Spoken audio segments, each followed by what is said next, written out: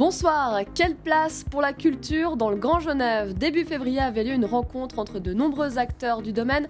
Pour la première fois, un fonds spécial dédié à la culture et financé par Genève et la France voisine a été mis sur pied. On en parle dans un instant avec nos deux invités. On fera également le point sur un chantier en cours dans le Grand Genève, ici les travaux pour la Via Rona à Ville-Lagrand. C'est juste après l'actualité transfrontalière.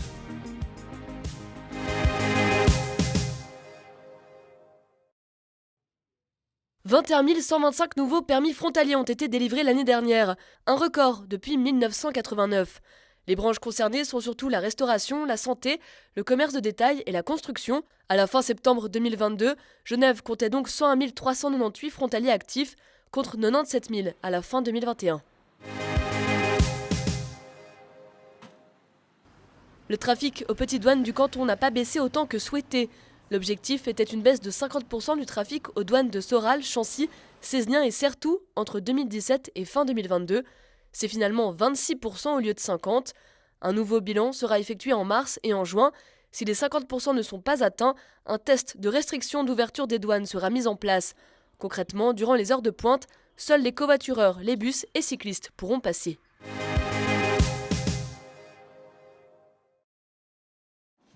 La voilà signée, la charte du Grand Genève sur la transition écologique. Des grandes lignes partagées par Genève, Nyon et la France voisine. Ce n'est pas un document contraignant au sens juridique du terme, mais c'est un document qui nous engage sur le plan politique. 10 objectifs avec par exemple la neutralité carbone pour 2050, l'amélioration de la qualité des sols en évitant de construire tous azimuts et la régénération de la biodiversité avec plus de canopées en ville. De grands principes, mais pas un plan d'action détaillé. C'est un peu comme la Constitution, vous voyez, c'est les principes généraux, mais elle va nous permettre de développer point par point des projets précis et de se dire ce projet sert à atteindre l'objectif global de la charte. Il a pourtant fallu repousser la signature de la charte d'une année, car certains partenaires étaient en désaccord, notamment sur les constructions routières. La charte a donc été modifiée. On a extirpé en fait des points spécifiques qui pouvaient créer des blocages. On figeait dans le marbre en disant tout développement routier devient quasiment impossible, alors qu'on n'a évidemment pas le même développement et le même aboutissement des réseaux routiers minimum mais nécessaires sur le Pays de Gex, sur la Haute-Savoie, qu'on peut l'avoir en plein Genève. Mais la position genevoise semble toujours assez affirmée. Ça nous permet d'avoir une vision commune et j'espère dans le futur éviter des écueils, typiquement des autoroutes de contournement ou des projets qui semblent contredire finalement nos orientations communes. Je pense que ce genre de papier fait qu'on travaille tous dans une même philosophie. Des grands objectifs partagés. Il restera à voir les déclinaisons de chaque projet, car dans le concret, cela pourrait coincer.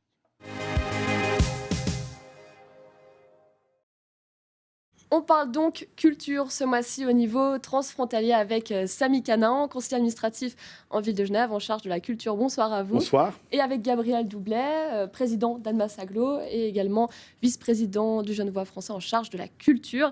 Il y a eu une rencontre donc début février avec ces tables rondes, avec des acteurs du terrain, aussi des élus, avec ce fonds spécial. C'est un événement. On a enfin réussi à trouver de l'argent en commun entre Genève, la France et puis Nyon pour la culture. 100 000 francs ont été trouvés. Déjà, qu'est-ce que ça représente pour vous, Samy Canin ? Alors, c'est une excellente nouvelle parce que les liens en tant que tels, ils existent déjà. Alors, les acteurs culturels, notamment, sont très actifs entre eux. On a un festival comme la Bâtie, on a Jazz Contrebande, etc. Mais depuis 2015, dernier forum à cette échelle-là, il n'y avait plus de rencontres politiques avec les acteurs et les élus qui montrent que la culture doit être au centre de la construction du Grand Genève. Donc, il y a bien sûr le fond, mais il y a surtout cette volonté partagée qui vient surtout du terrain. C'est les élus communaux principalement qui sont réunis pour dire la culture fait partie de l'ADN du Grand Genève et on doit travailler ensemble. À quoi ils vont servir très concrètement ces fonds ? Je crois que ce n'est pas encore très clair. Est-ce que vous pouvez nous apporter un peu plus de précision ? Donc, comme le disait Samy, effectivement, les acteurs culturels, ils ont fait du transfrontalier depuis des décennies. Ils ne nous ont pas forcément attendus. Mais il y avait une volonté très forte des élus de ce territoire à rajouter un supplément d'âme, c'est le mot que tu as utilisé lors de cette soirée, à ce Grand Genève qui est quand même vécu comme étant parfois un peu trop technocratique, trop axé sur les infrastructures, trop sur les questions de logement, sur les questions de mobilité. C'est très important, bien sûr, mais il nous semblait important aussi de lancer un petit peu l'initiative, de donner envie, de donner le goût à nos habitants, à nos acteurs culturels de porter des projets avec cette dimension transfrontalière pour donner du sens, pour créer un sentiment d'appartenance à cette grande métropole qu'on construit tous ensemble. Et il faut offrir à nos habitants autre chose que des occasions de se regarder de façon un peu désabusée dans les bouchons. Il faut donner de la nourriture parce qu'il y a 1 million d'habitants ici. Il n'y a pas que l'argent, il n'y a pas que le travail. Il y a toute une vie. On a une culture, un passé qui est riche. Donc il faut qu'on capitalise là-dessus et puis qu'on encourage des projets de ce type. Il y a pas mal d'acteurs culturels qui sont quand même déjà financés. Ils vont aller vers qui ces 100 000 francs? Alors ça doit être précisé. Effectivement, on a mis en commun des moyens. Ville de Genève à ce stade, Genevois français et canton de Genève. On pense que l'association des communes genevoises va nous rejoindre le temps que les procédures puissent avoir lieu. District de Nyon est bienvenu, donc c'est un fonds qui est appelé à grandir. Souvent, c'est le complément de financement qui permet de faire mieux ou plus en termes d'offres transfrontalières, parce qu'il faut reconnaître que c'est pas simple en pratique. Vous avez d'autres règles, d'autres processus pour valider des projets, des spectacles, le transfert d'artistes, les questions fiscales, les questions administratives, tout ça, c'est très compliqué. Donc ce supplément, ou alors des projets ad hoc qui n'auraient pas lieu sinon. Donc c'est vraiment un effet levier que les acteurs culturels trouvent bienvenu. Ça peut faire la différence à un moment donné pour qu'un projet prenne plus d'ampleur, soit plus visible, et aussi la promotion. On parle d'un agenda commun, Oui. parce qu'il y a aussi une offre qui n'est pas assez diffusée. Donc là aussi, on peut faire la promotion beaucoup plus active de cette offre et donner l'envie aussi au public de bouger. C'est déjà en partie le cas, ça va beaucoup mieux si on pense à la nouvelle scène de Château-Rouge à Annemasse, qui attire par l'émoi express beaucoup. ou par le tram, qui, je crois, la moitié du public, dit son directeur et Genevois. Donc il y a vraiment un potentiel et de enfin se connaître, comme a dit Gabriel, autrement qu'en se croisant dans les bouchons ou les bureaux. Quand on regarde le budget, par exemple, chez vous pour 2023, c'est 67 millions pour la culture. Finalement, 100 000 francs, 40 000 francs, pour vous, c'est vraiment très, très peu. On n'aurait pas pu mettre plus. Alors, c'est un début, mais surtout, comme je dis, c'est un complément. Parce que le Festival de la Bâtie, il est financé, par exemple, où Jazz Contrebande ont des lignes budgétaires, ou les scènes culturelles, Château Rouge, qui vient de créer une coopérative, d'ailleurs, avec plusieurs scènes de part et d'autre de la frontière, Amsterdam, l'usine à gaz de Nyon, et puis Château Rouge, ensemble, donc à travers la frontière. Donc, ils ont des budgets existants, mais c'est le petit plus qui permet de faire la différence. L'exposition photographique qu'on fait en commun avec la CG, effectivement, c'est sous la forme d'un appel à projet. Et puis, il y a plusieurs candidatures de photographes amateurs ou professionnels. Ça crée de l'émulation. Et puis voilà, c'est une exposition qui tourne sur tout le Grand Genève. Je crois qu'il y a plus d'une trentaine de communes qui ont accueilli, que ce soit en France ou en Suisse, l'exposition la dernière fois. Et notre volonté, effectivement, c'est de la relancer. Après, on n'a pas encore défini tous les critères d'attribution de ce fonds. Pour ça, il va falloir qu'on se réunisse. Mais l'idée, effectivement, c'est de favoriser l'émergence de nouveaux projets. Voilà. Et puis, avec cette dimension, évidemment, transfrontalière. Il y a une question aussi qui a été évoquée la semaine dernière, c'est d'avoir une culture un peu plus verte. Donc, c'est de faire des événements qui dépensent moins de gaz à effet de serre, par exemple. Je me demande un peu sur quoi il faut agir exactement, parce que typiquement, si on prend Paléo, dans le canton de Vaud, à Nyon, il y a évidemment l'idée d'avoir de la vaisselle réutilisable, la vaisselle qui n'est plus jetable. Mais par contre, des artistes qui viennent avec des tonnes de camions, là, pour le coup, il n'y a pas d'action. Alors, sur quoi est-ce que vous voulez agir ? Alors, on va le publier bientôt, de terminer le bilan carbone de la Fête de la musique. Alors évidemment, la Fête de la musique, c'est pas comme Paléo, il y a moins d'artistes qui viennent d'ailleurs.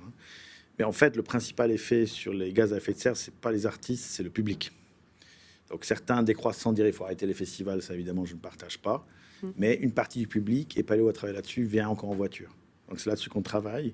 Et l'autre, on va être très honnête, c'est encore trop de viande dans l'offre alimentaire, de viande de bœuf notamment, où aussi on peut réduire, il y a d'excellentes alternatives.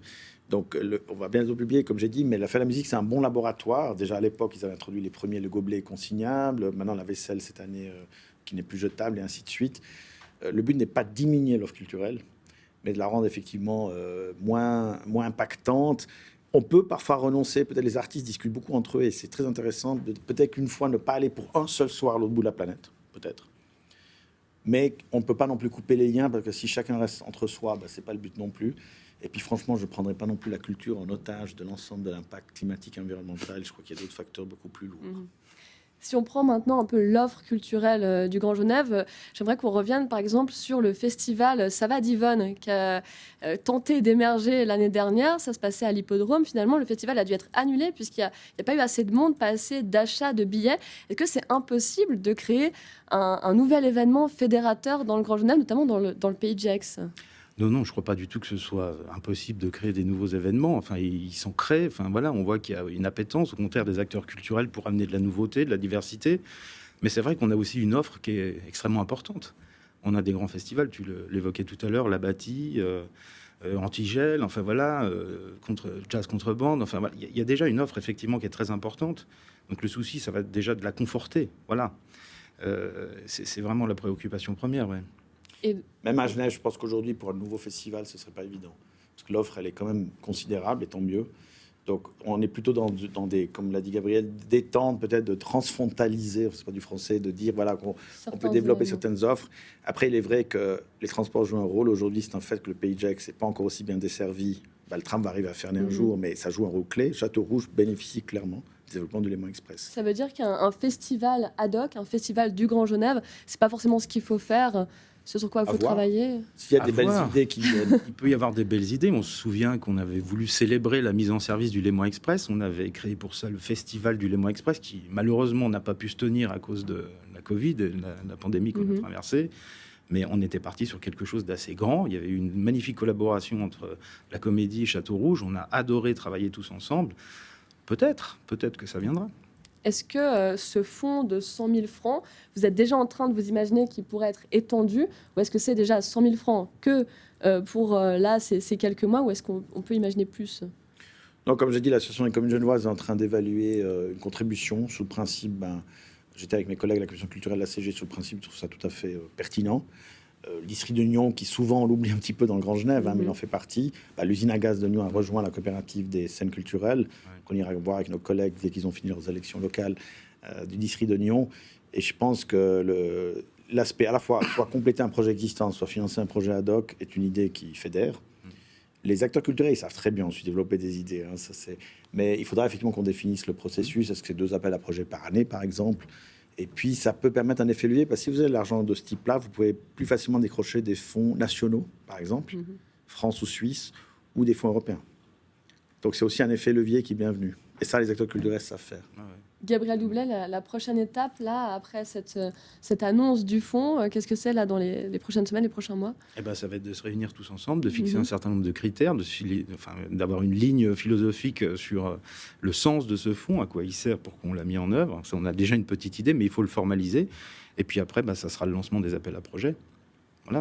Et à long terme, j'avoue que j'ai émis, mais ça c'est un rêve à ce stade qui m'appartient, de dire qu'il y aurait peut-être 1/1000 des fonds frontaliers qui soient affectés à la culture par le GLCT. 1/1000, c'est pas, c'est 350 000 francs quand même. Et ça, c'est plus long. C'est pas trop mal. On y reviendra. Merci beaucoup à tous les deux. Merci à vous.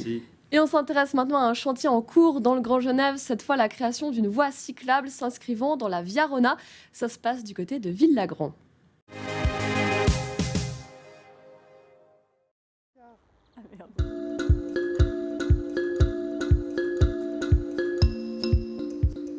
On se trouve sur la commune de Villagrand pour le chantier Pont-Neuf et Via Rona. La partie Via Rona, c'est l'aménagement d'un tronçon du futur itinéraire qui fera 20 km, qui ira de Étrembières à Machilly. La Via Rona, c'est un itinéraire qui va du Léman jusqu'à la Méditerranée. Il y a déjà un itinéraire qui passe par le centre de Genève, mais du coup, ça permettra une seconde alternative.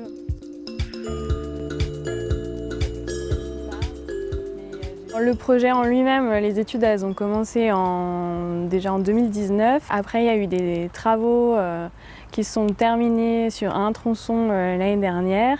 Il y a le tronçon ici qui est en cours aujourd'hui. Un des plus gros points, c'est la création de la passerelle. Donc il y avait une passerelle existante piétonne qui faisait à peu près 1,50 m de large. Donc on l'a démontée, on a retraité toute la structure et on l'a élargie. On a travaillé surtout avec le SM3A, qui est le syndicat qui s'occupe de toute l'Arve et de ses affluents depuis Chamonix, qui eux ont fait, juste avant nous, ils ont fait un projet de renaturation de toutes les berges du Foron, qui est donc à côté. Et on a pas mal travaillé avec eux pour se mettre en coordination. L'objectif, c'est donc de faire les travaux tronçon par tronçon dans les années qui viennent pour une livraison en 2026. C'est à peu près 10 millions d'euros de travaux cofinancés pour certains tronçons par les projets d'agglo et donc par la Confédération, et sur l'ensemble du tracé également par l'État, la région, l'Europe, le département.